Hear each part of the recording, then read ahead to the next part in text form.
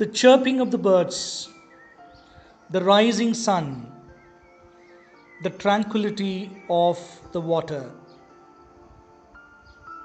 the soothing breeze that touches every part of our body reminds us that we are into a new day, another day of life. So, a pleasant morning to all of you, dear students. We need to begin a day always with a thought that focuses our thinking, that preoccupies our thinking and our positivity throughout the day. Lockdown is a new word to all of us, and we became so familiar with this word. This has become part of our vocabulary since February 2020. I was scheduled to travel to Guwahati on March 29th, and with the lockdown, I couldn't proceed. Therefore, I continued to stay in a place called Palmanar in Andhra Pradesh. I was busy with my schoolwork, and therefore I decided to spend these days to keep myself physically fit. And therefore, in the evening, I used to play table tennis. I didn't know how to play. I had played long time back, maybe 15, 16 years ago. And therefore, I wanted to revive. And I'm not a best player, I'm just a beginner. And therefore, I decided to play along with the other two fathers here. And initially, when I began to play, it was very difficult for me to play against those fathers because they were too good. They were too good at table tennis. But as I went on playing, it all started in the month of March end. April, May, June, July. As the days went on, I could see that I was improving my game. I didn't have any special coaching from any of them, but just began to play. And most of the games I was a loser, and they were the ones to win. But eventually, as the months proceeded, I could taste victory over even those two fathers who were playing against me. We all have a very negative connotation towards the word lose. When someone says you have lost, when someone says you are a failure, it is a negative word. But if you look at the dictionary, lose means you no longer have something because it has been taken away from you. It has been done on a purpose or by accident. But in the journey of life, we never lose. We always either win or learn. In the journey of life, we either win or learn, and we never lose. That was the lesson I derived in this entire 4 months of my stay in Andhra Pradesh while I was playing the game called table tennis. And I found that quotation very dear to the hero of our lesson, Nelson Mandela, who says, "I never lose. I either win or learn." I repeat, I never lose. I either win or learn. Let this be our thought as we begin a new day, that we never lose in life, we either win or learn. Let us learn from every experience, and let us never put our heads down, put our heads low, saying that we have lost, that we are failures. We either win or learn. It's time to test our understanding of the previous day's class. Please be ready to attempt a small test to check your understanding of the previous day's class. Let me have the pleasure of reading the questions to you. These are all objective questions which can be answered quickly. And therefore, please attempt, and after which we can proceed to the next part. Question number 1. Nelson Mandela was born in the year option A 1818, option B 1918, option C 1819, and option D 1919. Question number 2. Mandela was convicted of dash in 1964. Option A murder, option B high treason, option C theft, option D protest. Question number 3. Apartheid is a system of racial dash. Question number 4. Apartheid lasted from 1948 to dash. Question number 5. The impact of apartheid. Option A. Blacks could vote. Option B. Blacks were put in rich schools. Option C. Blacks needn't carry identification. Option D. Blacks were kept in low paying jobs. Please attempt this test quickly, and I think you can finish it in maximum 2 or 3 minutes. After which, please continue with the rest of the lesson. Now we shall move on to the model reading of the lesson. Kindly take page numbers 17 to 18. Page number 17 to 18. Page number 17. Kindly listen to the reading with the utmost attention. Keep a pencil on the text and then try to follow the reading with utmost attention. Nelson Mandela, long walk to freedom. 10th May dawned bright and clear. For the past few days, I had been pleasantly besieged by dignitaries and world leaders who were coming to pay their respects before the inauguration. The inauguration could be the largest gathering ever of international leaders on South African soil. The ceremonies took place in the lovely sandstone amphitheatre formed by the Union buildings in Pretoria. 4 decades this had been the seat of white supremacy, and now it was the site of a rainbow gathering of different colors and nations for the installation of South Africa's first democratic non-racial government. On that lovely autumn day, I was accompanied by my daughter Zenani. On the podium, Mr. De Klerk was first sworn in as second deputy president. Then Thabo Mbeki was sworn in as first deputy president. When it was my turn, I pledged to obey and uphold the Constitution and to devote myself to the well-being of the Republic and its people. To the assembled guests and the watching world, I said, today all of us do, by our presence here, confer glory and hope to newborn liberty. Out of the experience of an extraordinary human disaster that lasted too long must be born a society of which all humanity will be proud. We who were outlaws not so long ago have today been given the rare privilege to be hosts to the nations of the world on our own soil.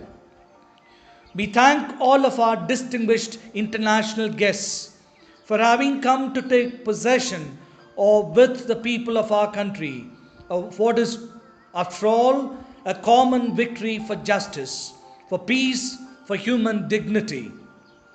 We have at last achieved our political emancipation. We pledge ourselves to liberate all our people from the continuing bondage of poverty, deprivation, suffering, gender, and other discrimination. Never, never, and never again shall it be that this beautiful land will again experience the oppression of one by another. The sun shall never set on so glorious a human achievement. Let freedom reign. God bless Africa. I'm sure you listened with utmost attention to the model reading by the teacher. It's time for your personal reading. Please read the text at least twice, and as you read the text 2 more times, kindly underline the words that you find difficult to understand. Please spend time to do your personal reading. If needed, play the video once again for the model reading to get hold of the text in order to understand its meaning better. It's time for the explanation of the text that you have listened and you have read by yourself. Long Walk to Freedom, a small introduction to this autobiography. This chapter is an extract from the autobiography of Nelson Mandela, who was born on 18 July 1918, the first black president of South Africa. Excerpts from Long Walk to Freedom include the description of the inauguration ceremony, citations from his speech, his journey to being a freedom fighter, the struggle, along with a tribute to other freedom fighters and countless other people who fought for their freedom. In South Africa, a brutal practice named apartheid was followed. Apartheid refers to the discrimination between people on the basis of their race. It was one of the most brutal societies where dark-skinned people were deprived of their basic rights. This lesson gives us an overview as to how Nelson Mandela, along with others, carved their way to a society where there will be no discrimination on the basis of their color, caste, race, age, or gender. Now we shall try to understand the meaning of the first 2 paragraphs on page number 17. First, let's pick up the words which are difficult. I have enlisted a group of words which you might find difficult to understand. The first word, dawned.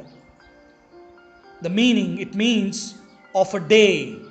Dawned means began, the beginning of a day. Pleasantly means giving a sense of happy satisfaction or enjoyment, satisfying. Besieged means to be surrounded by. Dignitaries means a person considered to be important because of high rank or office. Sandstone means sedimentary rock consisting of sand or quartz grains cemented together, typically red, yellow, or brown in color. Amphitheater means an open air theater, an open air theater. Supremacy means the state or condition of being superior to all others in authority, power, or status. Deputy means second in command. Sworn means given under oath, determined to stay in the role specified. Pledged means committed, a person or organization by a solemn promise. So what is the meaning of paragraph 1 and 2? It means 10th May was the day when Nelson Mandela was sworn in as the first black head of state, South Africa. It was after years of struggle that his anti-racist party came into power. Until then, the seat had always been occupied by white presidents. That is why the author referred to the day as bright and clear. It was a morning full of hope. Days before this date, many notable personalities started congratulating him for his victory. For the first time in the country's history, so many international leaders came together for their inauguration ceremony. The ceremony took place in an open circular building made of sandstone consisting of union buildings in the Pretoria city. Let us now focus on paragraph 3 and pick up certain difficult words.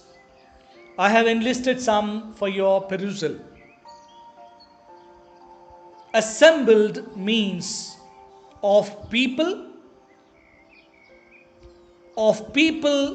gathered together in one place for a common purpose. Assembly means it's a gathering of people together in one place for a common purpose.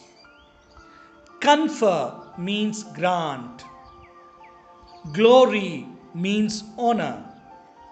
Outlaws means because its policy of apartheid, many countries had earlier broken off diplomatic relations with South Africa. On our own soil means in our own country. Possession means ownership. Dignity means the state or quality of being worthy of respect. So, how do we understand paragraph 3? It simply means the author was accompanied by his daughter Zenani on his big day. First, the two vice presidents took an oath. Then, when his turn came, he committed to respect, protect, and abide by the Constitution and to devote his entire self into the welfare of the country. Now we shall move on to the speech proper.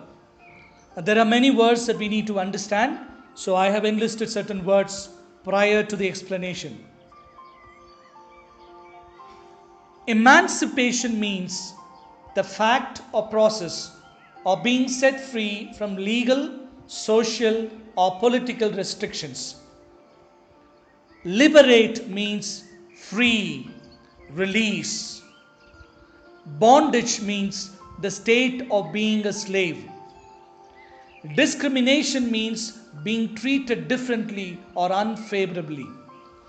Deprivation means the damaging lack of material benefits considered to be basic necessities in a society. Oppression means prolonged, cruel, or unjust treatment or exercise of authority. Glorious means having, worthy of, or bringing fame or admiration. Reign means rule or govern. So now we shall try to understand the speech delivered by Nelson Mandela, which is given verbatim, word for word, a part of the lesson. What does that particular speech means? The author also mentioned some parts of a speech where he said that everyone by his presence was giving rise to hope for a new beginning. Previous rulers were discriminatory and lasted for long, but the ones who are given the opportunity to rule now, the ANC, would stand up against discrimination. He is glad to host a ceremony with the presence of global leaders. It is an achievement in itself. There was a time when South Africa, for practicing apartheid, lost all its international political relationships. Now, when there is no segregation on the basis of race and gender, other nations are happy to have healthy, democratic relationships. Finally, they have come to power and they pledge to make everyone proud. He thanked everyone, especially the international leaders, for joining them in celebrating their achievement, which is a step towards an equal society where every human will be treated fairly.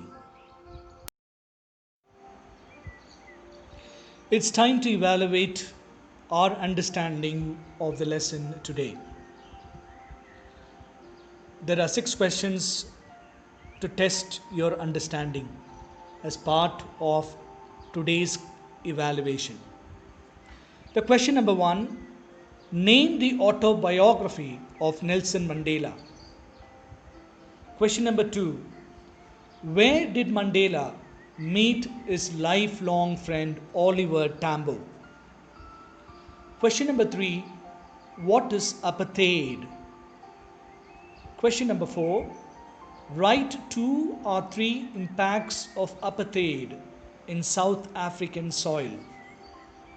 Question number 5: did Mandela become the president of South Africa? When and how? And the 6th question: what is the meaning of emancipation? Kindly take time to complete the answers. That will give you an indication whether you have paid attention to every detail that was explained all through this 45 minutes. All the best. It's time to recap what we have listened in this past 45 minutes. The slides are going to be played for you, and I am not going to be the speaker. I just want you to read through the slide, which will recollect or which will recoil what we have seen all through this 45 minutes of class. Take time to read it slowly and try to digest, try to take in what we have seen all through this 45 minutes of class.